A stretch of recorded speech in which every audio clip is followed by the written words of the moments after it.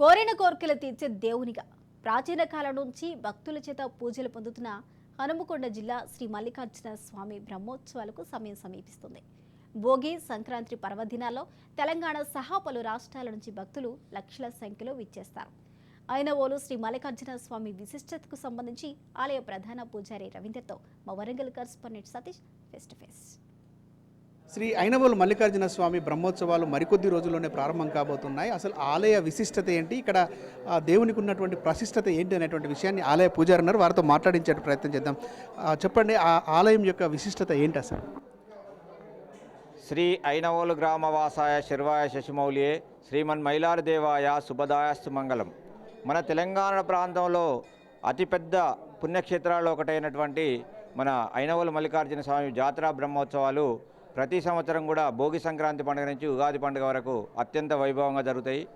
ఈ జాతరను పురస్కరించుకొని ఒక నెల రోజుల ముందుగా ధనుసు సంక్రమణ రోజు స్వామివారికి దుష్టికుంభ కార్యక్రమం నిర్వహించి స్వామివారి దర్శనాలు కల్పించడం జరుగుతుంది. అలాగే భోగి పండుగ రోజు నుంచి ఉత్సవాలు ప్రారంభమవుతాయి. ఈ భోగి పండుగ రోజు హైదరాబాద్ జంట నగరాల భక్తులు అధిక సంఖ్యలో వచ్చి వాళ్ళు బోనాలు చెల్లించి పట్నాలు చెల్లించి స్వామివారికి అభిషేకాలు, అర్చనలు, కళ్యాణాలు, అన్ని రకాల మొక్కులు చెల్లించి తమ భక్తిని చాటుకోవడం జరుగుతుంది.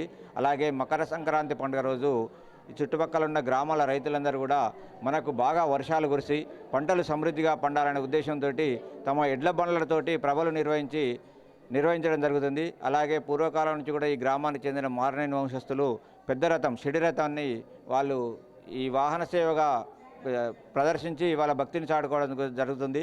అలాగే ప్రతి ఆదివారం బుధవారం కూడా లక్షలాదిగా భక్తులు అధిక సంఖ్యలో వచ్చి తమ కోరికలు తీర్చే నిమిత్తము స్వామివారికి పిల్లలు పుడితే పుట్టు వెంట్రుకలు తీయుట, కోల్యాలు కట్టుట, అలాగే బోనాలు చెల్లించుట, పట్నాలు చెల్లించుట, అభిషేకాలు, అర్చనలు, అన్ని రకాల మొక్కులు చెల్లించుకొని తమ భక్తిని చాటుకోవడం జరుగుతుంది. అలాగే మహాశివరాత్రి సందర్భంగా ప్రత్యేకంగా 5 రోజులు బ్రహ్మోత్సవాలు నిర్వహించడం జరుగుతుంది. ఆ 5 రోజులు కూడా ప్రతిరోజు ఉదయం సాయంకాలం వివిధ రకాల వాహన సేవలతోటి స్వామివారికి ఊరేగింపు నిర్వహించడం జరుగుతుంది. అలాగే మహాశివరాత్రి రోజు స్వామివారికి ఒగ్గు పూజారులచే పెద్దపట్న కార్యక్రమం నిర్వహించబడుతుంది. రాత్రికి స్వామివారి కళ్యాణం కూడా నిర్వహించడం జరుగుతుంది. అలాగే ఉగాది ముందు వచ్చే ఆఖరి ఆదివారం రోజు కూడా సుమారుగా 50 అడుగుల విస్తీర్ణంతో పెద్దపట్న కార్యక్రమం నిర్వహించడం జరుగుతుంది. అలాగే స్వామివారి కళ్యాణం కూడా నిర్వహించడం జరుగుతుంది.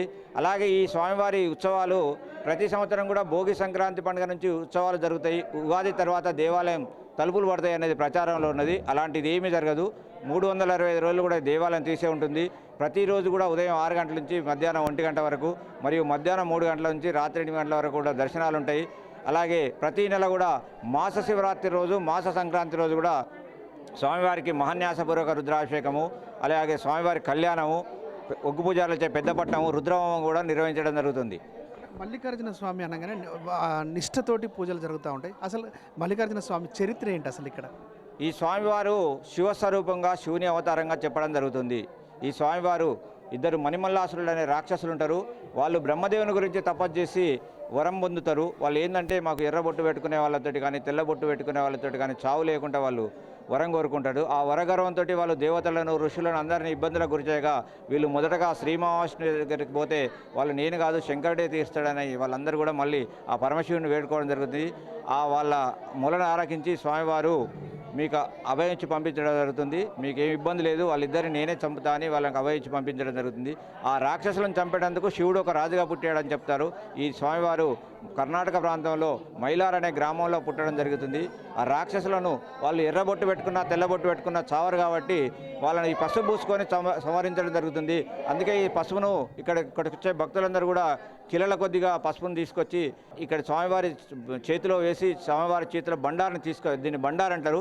ఈ బండారాన్ని తీసుకుపోయి వాళ్ళు ఇళ్లలో ఎవరికైనా ఆరోగ్యం మంచి లేకపోతే ఒక ఔషధంగా వాడుకోవడం కానీ, పంట పొలాలకు చల్లుకోవడం కానీ విశేషంగా జరుపుతారు.